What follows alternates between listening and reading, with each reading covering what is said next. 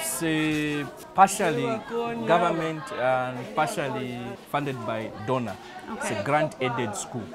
Because it's a nice big school, isn't it? It's got a lot of facilities. In total, we have about close to 400 kids. Okay.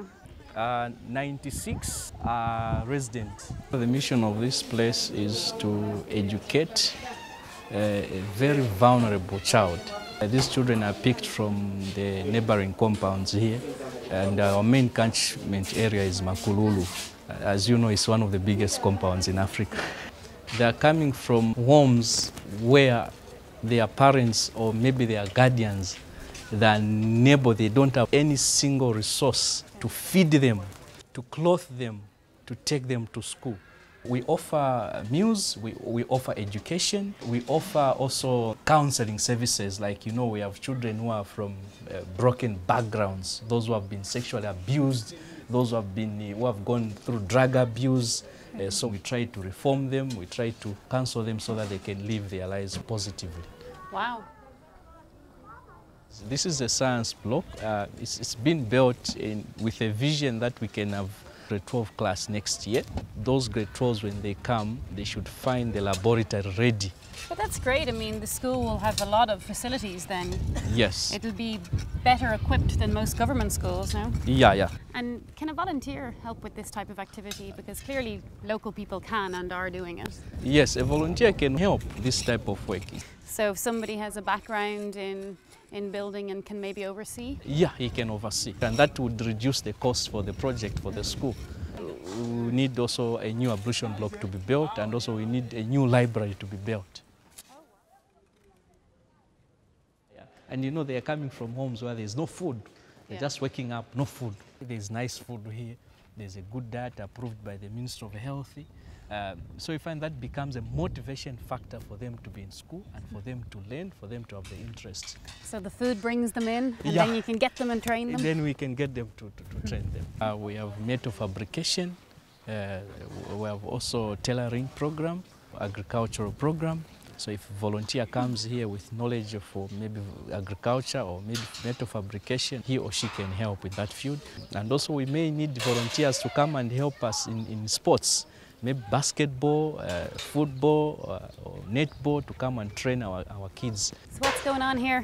These are students who have been trained under this skills program. Because we put it this one in the top. This one is supposed to come inside here. Okay, retains the heat, it keeps the heat. It keeps the heat.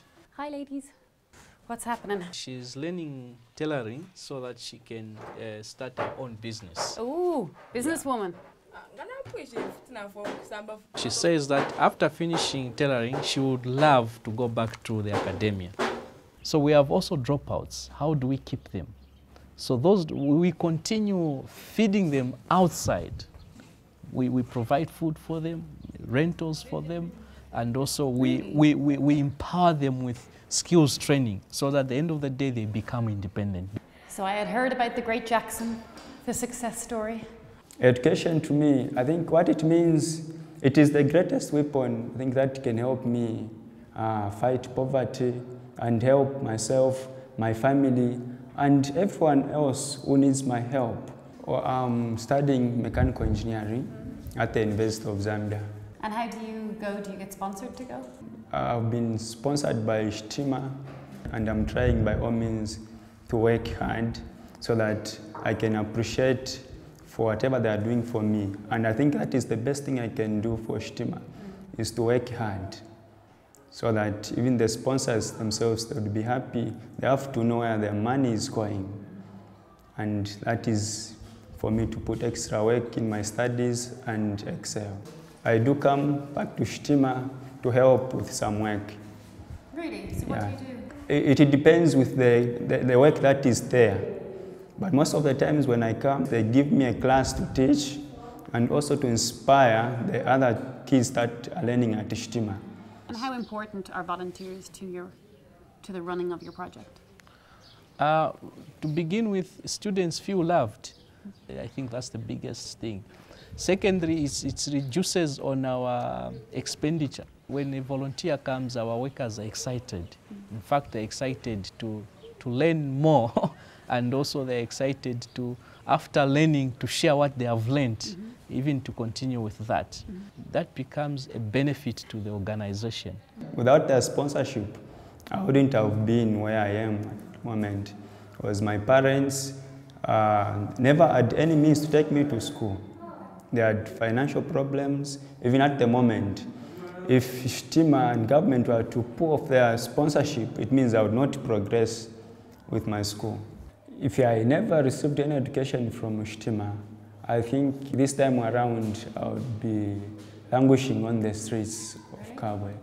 Yeah. I would not be doing anything else progressive in my life. And like just giving me money, because that money might finish any time. But with education, I'll have that education with me and it will help me succeed. If Shitima and government were to pull off their sponsorship, it means I would not progress with my school. So I have to show appreciation for that. I'm really grateful.